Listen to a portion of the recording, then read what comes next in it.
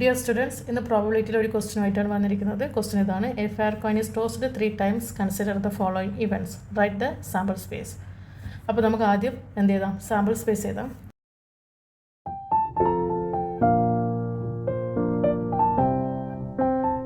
First question: find the probability of getting exactly 2 tail എന്നാണ് പറഞ്ഞിരിക്കുന്നത്. 2 മാത്രമുള്ള ടെയിൽ എഴുതാൻ പാടുള്ളൂ, അതിൽ കൂടുതലോ അതിൽ കുറയാനോ പാടില്ല. എക്സാക്ട്ലി 2 tail എന്ന് പറയുമ്പം ഏതൊക്കെയാണ് വരാം? അപ്പോൾ ഇവിടെ എത്രയാണ് വരുന്നത്? 1 2 3. അപ്പോൾ നമ്മൾ പ്രോബബിലിറ്റിയിലേക്ക് എഴുതുമ്പോൾ എന്ത് ചെയ്യണം? 3 by total number of sample space 8. ഇനി സെക്കൻഡ് ക്വസ്റ്റ്യൻ നോക്കാം.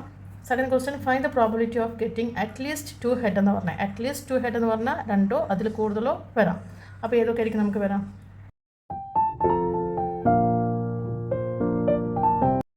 അപ്പോൾ ഇതിനകത്ത് എത്ര എണ്ണം വരുന്നുണ്ട്? 1 2 3 4. അപ്പോൾ നമ്മുടെ പ്രോബബിലിറ്റി എന്താണ്? 4 8. അപ്പോൾ ഈ ക്വസ്റ്റ്യൻ ആൻസർ മനസ്സിലായെന്ന് കരുതുന്നു. നെക്സ്റ്റ് വീഡിയോ നെക്സ്റ്റ് ക്ലാസ് കാണാം.